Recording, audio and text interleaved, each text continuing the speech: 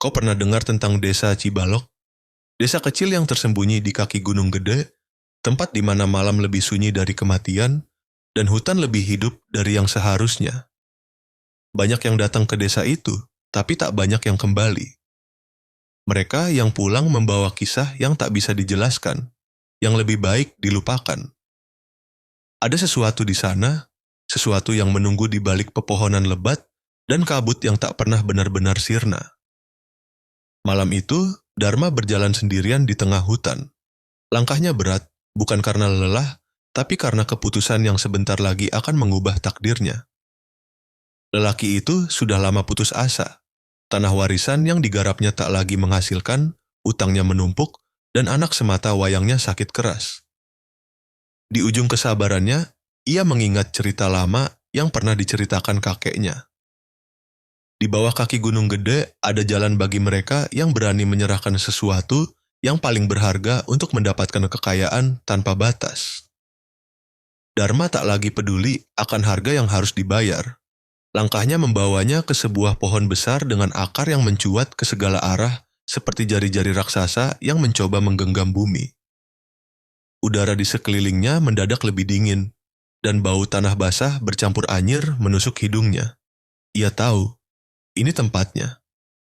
Tanpa ragu, ia menancapkan pisau kecil ke telapak tangannya sendiri, membiarkan darahnya menetes ke akar pohon tua itu. Ia berbisik lirih, menyebut nama yang tak seharusnya diucapkan manusia. Lalu, hutan pun menjadi sunyi, terlalu sunyi. Di antara bayang-bayang pepohonan, sesuatu bergerak. Matanya tak bisa menangkap bentuknya, tapi ia bisa merasakannya, kehadiran yang mengancam, yang menunggu sesuatu darinya. Suara itu datang tepat di telinganya meski tak ada yang berdiri di sana. Apa yang kau tawarkan? Dharma menelan ludah. Ia sudah tahu jawabannya sejak awal. Tangannya bergetar saat ia menarik keluar sesuatu dari balik bajunya. Sebuah gulungan kain kecil, di dalamnya bayi mungilnya yang sedang tertidur pulas. Udara di sekelilingnya bergetar. Dari balik gelapan, sosok itu bergerak semakin dekat. Dharma memejamkan mata, dan malam pun melahapnya. Tak ada yang tahu apa yang terjadi setelah itu. Yang jelas, esok harinya, warga desa melihat Dharma kembali. Wajahnya pucat, tapi di tangannya ada segenggam emas yang mengalir seperti air dari sela-sela jarinya. Sejak hari itu, Dharma menjadi kaya. Rumahnya yang reyot berubah menjadi megah. Sawahnya yang tandus mendadak penuh panen. Tapi ada satu hal yang aneh. Ia tak pernah lagi terlihat di luar rumahnya saat malam tiba. Orang-orang berbisik. Ada yang bersumpah pernah melihat Dharma berbicara sendirian di beranda rumahnya. Ada yang mengaku melihat sosok kecil dengan mata hitam mengintip dari balik jendela rumahnya di tengah malam. Dan ada pula yang yakin saat melewati rumah Dharma di suatu malam, mereka mendengar suara bayi menangis. Tapi suaranya bukan seperti tangisan manusia. Tak ada yang tahu pasti bagaimana akhir cerita ini. Yang jelas, beberapa bulan setelahnya, Dharma menghilang begitu saja. Rumahnya terbakar tanpa sebab, menyisakan abu dan kepingan emas yang meleleh di antara arang hitam. Orang-orang desa tak pernah berani membicarakannya lagi. Dan jika kau suatu saat melewati kaki gunung gede saat malam tiba, jangan pernah menoleh ke belakang jika kau mendengar suara bayi menangis. Sebab mungkin itu bukan suara yang seharusnya kau dengar. Sejak rumah Dharma terbakar, tak ada yang berani mendekati bekas tanahnya. Warga desa percaya api yang menghanguskan rumah itu bukan api biasa. Itu api pemanggil, api penanda bahwa ada perjanjian yang terputus, perjanjian yang tak seharusnya dilanggar. Tapi waktu berjalan, dan ingatan manusia mudah luntur. Hingga pada suatu malam, seorang pemuda bernama Wira, yang baru kembali dari kota, memutuskan untuk melewati tanah itu. Orang-orang sudah memperingatkannya. Jangan berjalan sendiri di sana, apalagi saat malam. Tapi Wira tertawa, menganggap mereka hanya terjebak dalam tahayul desa. Angin dingin berembus ketika ia melangkah melewati reruntuhan rumah Dharma. Ranting-ranting pohon tua di sekitarnya berderak pelan, seolah berbisik satu sama lain. Lalu sesuatu membuatnya berhenti. Di antara abu dan kayu hangus, ada sesuatu yang tak seharusnya ada di sana. Sebuah jejak kaki kecil, terlalu kecil untuk ukuran manusia dewasa. Dan yang lebih aneh, jejak itu basah, seolah baru saja ada seseorang atau sesuatu yang berdiri di sana. Hati Wira mulai tak enak. Tapi sebelum ia sempat berbalik, ia mendengar suara itu. Pelan, lirih, seperti datang dari bawah tanah. Ayah! Napas Wira tercekat. Ia melangkah mundur, jantungnya berdegup kencang. Tapi sesuatu menahan langkahnya. Udara di sekitarnya berubah berat. Seakan-akan malam itu sendiri sedang mengawasi. Kemudian dari sudut matanya ia melihatnya. Sosok kecil berdiri di antara bayang-bayang pohon. Tubuhnya kurus, kulitnya pucat dengan bercak kehitaman di beberapa bagian. Tapi yang membuat Wira hampir menjerit adalah matanya. Dua lubang hitam kosong yang seolah menelan cahaya di sekitarnya. Sosok itu melangkah mendekat. Wira ingin berlari, tapi tubuhnya terasa terkunci di tempat. Lalu suara itu terdengar lagi, lebih dekat kali ini. Ayah, pulang. Tiba-tiba Wira merasakan sesuatu menggenggam tangannya. Dingin. Licin, bukan tangan manusia. Dan saat ia akhirnya bisa membuka mulutnya untuk berteriak, hutan pun menelan suaranya. Sejak malam itu, Wira menghilang. Tak ada yang melihatnya lagi di desa. Tapi ada satu hal yang aneh. Beberapa hari setelahnya, warga desa yang melewati reruntuhan rumah Dharma mengaku melihat sesuatu di sana. Di antara abu yang hitam dan tanah yang membatu, ada jejak kaki kecil. Masih basah, masih baru, dan jumlahnya semakin banyak. Setelah hilangnya Wira, desas-desus kembali berhembus di desa Cibalok. Orang-orang berbisik, saling menatap dengan pandangan khawatir setiap kali melewati bekas rumah Dharma. Mereka tahu ada sesuatu di sana, sesuatu yang belum selesai. Tapi seperti biasa, ketakutan tak menghentikan kehidupan. Orang-orang tetap pergi ke ladang, tetap menyalakan lampu saat malam tiba, tetap berpura-pura bahwa tak ada yang berubah. Hingga suatu malam, seorang ibu muda bernama Sari mendengar suara tangisan bayi di luar rumahnya. Tangisan itu lirih, terbawa angin malam yang dingin. Sari mengintip dari balik jendela. Di halaman rumahnya yang hanya diterangi lampu minyak, tak ada siapa-siapa. Tapi suara itu tetap terdengar. Ibu, Sari merinding. Itu bukan suara bayi, itu suara lain, suara yang lebih dalam, lebih hampa, seolah keluar dari mulut yang sudah terlalu lama diam. Dengan tangan gemetar, ia menutup jendela. Tapi sebelum sempat menutup tirai, matanya menangkap sesuatu di sudut halaman rumahnya. Di sana, di antara bayangan pohon pisang, ada sosok kecil berdiri diam. Sari menahan napas. Tubuh sosok itu kurus, tangannya menggantung lemas di sisi tubuhnya. Kepalanya sedikit miring, seakan sedang mengamati rumah Sari dengan tatapan kosong.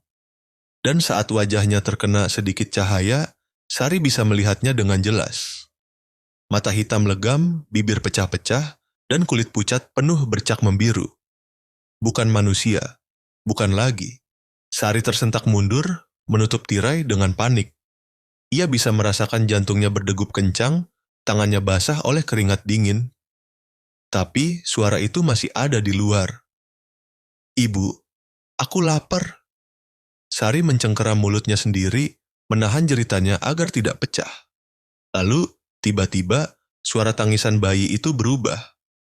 Bukan lagi tangisan manusia, tapi suara lengkingan panjang, suara yang tak seharusnya keluar dari makhluk yang hidup. Dan suara itu semakin dekat. Sari membeku.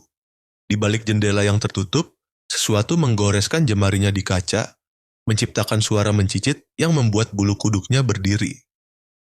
Sari ingin lari, ingin berteriak, tapi tubuhnya terkunci oleh ketakutan. Dan saat ia berpikir bahwa malam itu tak bisa menjadi lebih buruk, suara itu berubah menjadi bisikan. Ibu, kenapa kau buang aku? Sari akhirnya menjerit. Lampu-lampu di rumah tetangga mulai menyala, Orang-orang keluar dengan obor di tangan. Tapi saat mereka mendapati Sari terduduk di tanah, tubuhnya gemetar hebat, tak ada siapa-siapa di luar rumahnya. Hanya ada jejak kaki kecil di tanah. Masih basah, masih baru. Dan kali ini jejak itu tidak hanya ada di halaman. Mereka mengarah ke desa. Setelah malam itu, desa Cibalok mulai berubah. Warga yang sebelumnya acuh dan berani menghadapi malam kini lebih sering bersembunyi di rumah mereka. Mereka mengunci pintu dan jendela lebih rapat, bahkan ketika angin malam tidak begitu kencang. Sari yang sempat ditemukan dalam keadaan terguncang di luar rumahnya, kini menjadi sosok yang berbeda. Wajahnya pucat, matanya kosong, seperti kehilangan semangat hidup. Ia tak pernah berbicara lagi tentang apa yang dilihatnya di halaman rumah. Namun, pada malam berikutnya, ia muncul di tengah jalan desa, berjalan tanpa arah, mata kosong, bibirnya terkatup rapat, dan di tangannya ia menggenggam sesuatu. Sesuatu yang kecil, sesuatu yang bergerak di dalam genggamannya. Seorang tetangga yang melihatnya melangkah mendekat, namun ragu-ragu. "Sari?" panggilnya dengan suara parau. Sari berhenti sejenak mengangkat wajahnya, tapi matanya tetap kosong. Suara bayi, suara yang sangat kecil terdengar dari dalam genggamannya. "Bayi, ini bayi saya," katanya dengan suara serak, seolah berbicara dengan bayangannya sendiri. Dia lapar. Sudah lama dia tidak makan. Tetangga itu mundur, serasa udara malam semakin berat. Ia bisa melihat bayangan kecil yang berdenyut di dalam genggaman Sari, tapi tidak berani bertanya lebih jauh. Ada sesuatu di mata Sari yang membuatnya takut. Sari melanjutkan perjalanannya tanpa tujuan. Dari malam itu, ia tidak lagi ditemukan. Tak ada yang tahu kemana ia pergi, namun warga desa yang berani keluar setelah gelap selalu mendengar suara bayi menangis, sangat pelan namun jelas. Sejak saat itu, desa Cibalok mulai kehilangan beberapa orang lagi. Ada yang menghilang tanpa jejak, ada yang ditemukan dalam keadaan tak sadarkan diri, dan ada pula yang tampak pulang, tapi dengan mata yang sama kosongnya seperti Sari. Seperti mereka semua telah melihat sesuatu yang tak bisa mereka lupakan. Suara tangisan bayi yang datang dari dalam hutan semakin sering terdengar. Mereka yang mendekat mengatakan bahwa suara itu datang dari arah reruntuhan rumah Dharma. Dari bawah tanah yang tertutup abu dan sisa-sisa api.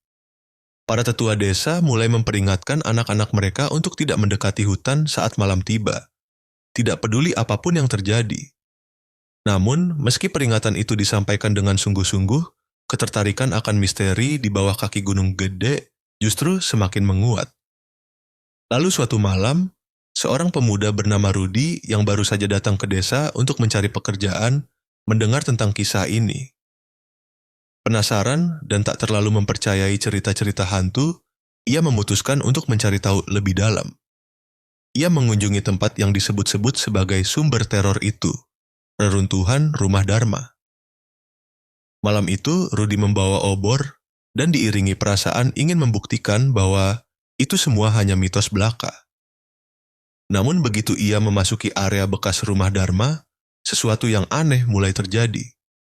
Suhu di sekitarnya turun drastis, dan bayangan-bayangan di antara pepohonan seperti bergerak tanpa sebab. Tiba-tiba, ia mendengar suara itu. Lagi. "Rudi, Rudi, kenapa kau datang?" Suara itu datang dari arah pohon besar yang pernah dipakai Dharma untuk menyembelih persembahannya. Rudi menahan napas, berusaha mencari asal suara itu. Dan saat obornya menyinari tanah, ia melihat sesuatu yang membuatnya hampir jatuh pingsan. Jejak kaki kecil, basah dan segar, yang mengarah ke dalam tanah terbuka yang dulu menjadi rumah Dharma. Jejak itu mengarah ke bawah tanah, ke tempat yang seharusnya terkubur, namun kini terbuka, seolah menunggu seseorang untuk masuk. Namun, sebelum Rudi sempat melangkah lebih jauh, suara itu terdengar sekali lagi. "Kau datang, kau akan memberi apa?" Ia menoleh cepat, tapi tak ada siapa-siapa. Hanya angin yang berdesir. Ketakutannya semakin besar, namun tubuhnya seolah bergerak sendiri, melangkah ke arah tanah yang terbuka. Dan pada saat itulah, ia menyadari Tak ada yang bisa keluar setelah memasuki tempat itu. Rudi menelan ludah, keringat dingin mengucur di pelipisnya seiring kegelapan yang semakin pekat. Suara tangisan bayi semakin keras, seolah berasal dari dalam tanah itu sendiri. Sesuatu menuntutnya untuk melangkah lebih jauh, meski setiap instingnya berteriak untuk berlari menjauh. Dia terhenti hanya beberapa langkah dari tanah terbuka itu. Di depan matanya ada jejak kaki kecil yang masih segar bergerak menjauh ke arah reruntuhan yang telah lama terbakar. Jejak itu menuntunnya ke tempat yang seharusnya kosong, namun kali ini ada sesuatu yang berbeda. Di sana, di bawah bayangan pohon besar, terlihat sebuah lubang kecil yang belum lama dibuka. Tanahnya masih gembur, tidak seperti tanah yang seharusnya mengeras setelah bertahun-tahun.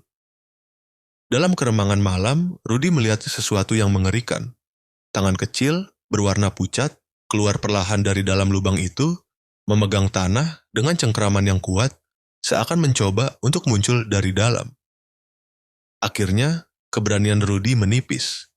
Ia ingin lari, berteriak, tapi tubuhnya tak bisa bergerak. Sebuah suara rendah bergema di dalam kepalanya. "Kau sudah datang, sekarang giliranmu." Suaranya penuh dengan kepedihan namun juga ancaman yang tak bisa diabaikan. Tiba-tiba, tanah di bawahnya bergetar. Rudi merasakan sesuatu yang berat menghalangi langkahnya, seperti ada yang menarik kakinya ke dalam tanah. Dengan sekuat tenaga, ia mencoba menarik kaki dari cengkeraman tanah yang semakin kuat. Namun, semakin ia berusaha, semakin dalam pula ia merasa terperangkap. Sesuatu mulai merayap ke atas pergelangan kakinya, seperti akar atau tangan kecil yang menyelinap dengan diam-diam, menariknya ke dalam lubang itu.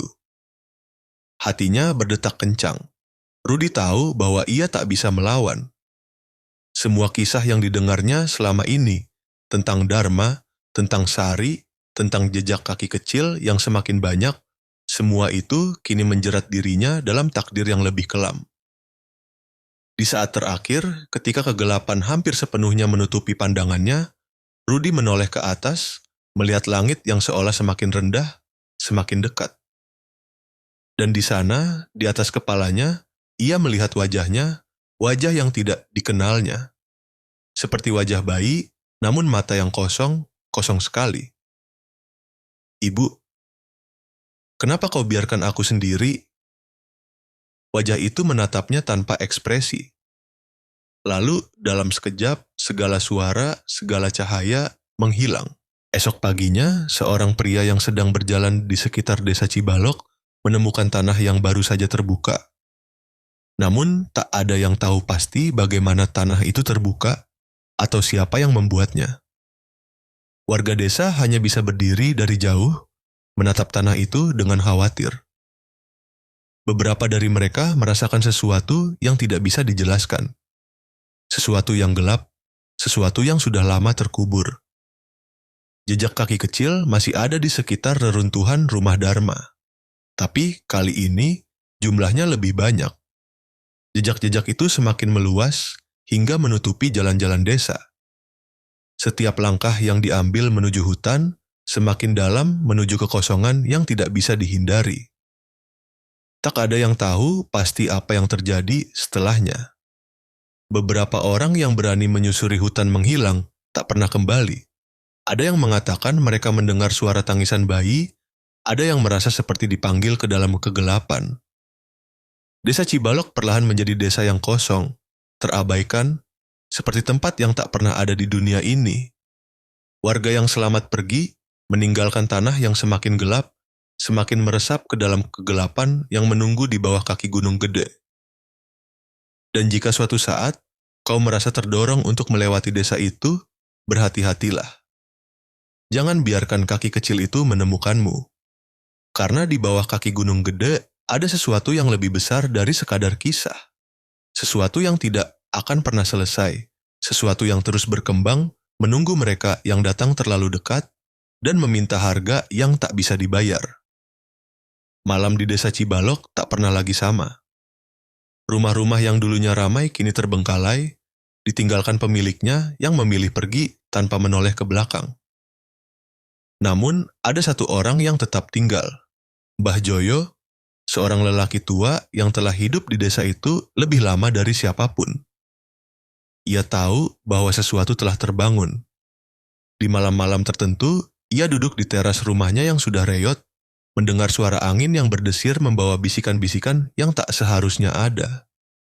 Kadang terdengar suara tawa lirih, kadang suara tangis bayi, dan kadang suara seseorang yang memanggil namanya dengan nada yang seakan datang dari dasar bumi. "Mbah, kau sudah tahu? Kami di sini." Mbah Joyo hanya bisa menutup matanya, menggenggam tasbih tua di tangannya. Ia tidak perlu melihat untuk tahu apa yang sedang mengintainya dari balik pepohonan. Namun, malam itu berbeda. Saat ia bersiap untuk masuk ke dalam rumah, langkahnya terhenti. Di tanah depan rumahnya terlihat sesuatu yang membuat darahnya berdesir. Jejak kaki kecil, masih basah, masih baru. Dan mereka mengarah ke dalam rumahnya. Mbah Joyo menarik napas dalam, lalu melangkah masuk. Namun sebelum sempat menutup pintu, suara itu terdengar lagi, lebih dekat kali ini. "Mbah, kenapa kau biarkan kami?" Dengan tangan bergetar, Mbah Joyo menyalakan lampu minyak. Api kecil itu berkedip, seakan merasakan kehadiran sesuatu yang tak kasat mata. Ia menoleh perlahan, dan di sudut ruangan ia melihatnya. Seorang anak kecil berdiri di sana. Tubuhnya kurus, kulitnya pucat, dan matanya kosong, dua lubang hitam yang menelan cahaya. Namun yang membuat Mbah Joyo hampir kehilangan keseimbangan bukanlah rupa bocah itu, melainkan jumlahnya. Bocah itu tidak sendirian. Di belakangnya ada lebih banyak anak-anak dengan wajah yang sama, mata yang sama, dan tubuh yang sama pucatnya. Mereka berdiri diam, menatapnya tanpa ekspresi. Lalu, serentak, mereka membuka mulutnya. Tidak ada suara yang keluar, tapi Mbah Joyo merasakan sesuatu yang lebih mengerikan dari sekadar jeritan. Itu adalah kekosongan, sebuah kehampaan yang menyedot setiap cahaya dan kehangatan dari ruangan itu. Tubuhnya melemah. Ia ingin berlari, tapi sesuatu menahannya. Anak-anak itu melangkah maju, mendekatinya dengan langkah-langkah pelan yang nyaris tak bersuara. Dan saat mereka cukup dekat, salah satu dari mereka mengangkat tangannya, tangan kecil yang dingin dan kaku. "Mbah, waktumu sudah habis." Lampu minyak berkedip satu kali, lalu padam. Dan malam kembali sunyi. Esok paginya, rumah Mbah Joyo ditemukan kosong. Tak ada tanda-tanda perlawanan, tak ada jejak perginya. Namun, di lantai tanah rumahnya ada sesuatu yang ditinggalkan. Jejak kaki kecil. Banyak sekali, lebih banyak dari sebelumnya. Dan mereka mengarah keluar rumah, menuju hutan, menuju tanah yang sudah lama mengubur rahasia kelam. Sejak saat itu, tak ada lagi yang berani melewati desa Cibalok, tak ada yang berani menyebut nama mereka yang hilang. Namun, kadang-kadang, jika kau cukup nekat untuk mendekati bekas desa itu saat malam, kau mungkin akan melihatnya. Jejak kaki kecil yang masih basah. Dan jika kau melihatnya, berbaliklah. Pergilah sebelum mereka menemukanmu, karena mereka masih lapar, dan mereka masih menunggu. Hujan turun rintik-rintik di bekas desa Cibalok. Kabut tebal menyelimuti jalan setapak yang sudah lama ditinggalkan. Tak ada suara burung, tak ada suara serangga.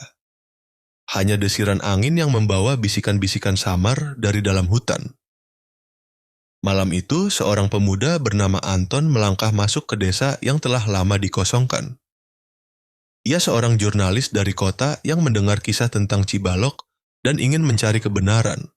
Dengan kamera di tangan dan senter menerangi jalan setapak yang mulai ditelan semak belukar, ia berjalan pelan melewati rumah-rumah yang tinggal kerangka.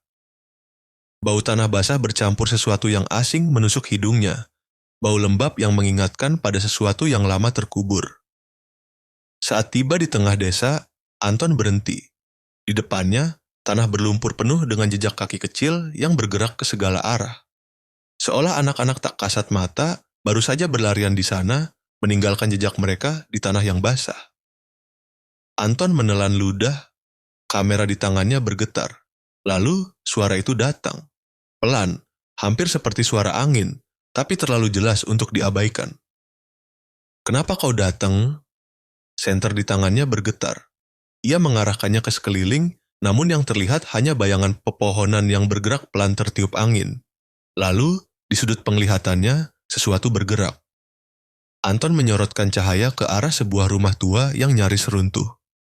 Di depan pintunya, ada seorang anak kecil berdiri.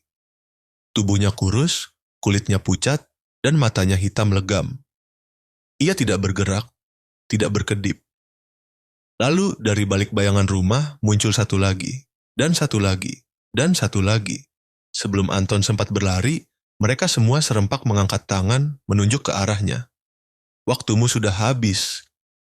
Seminggu kemudian, beberapa penduduk desa di kota terdekat menemukan kamera Anton di tepi hutan, tak jauh dari desa Cibalok.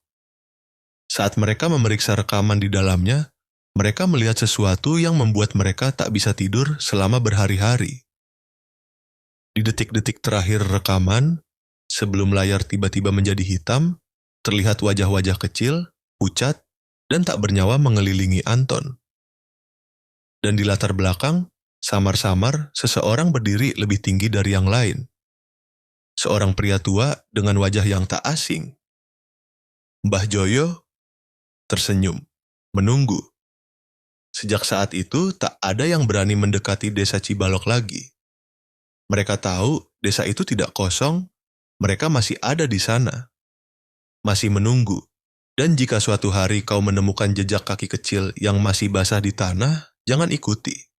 Jangan pernah mencoba mencari asalnya.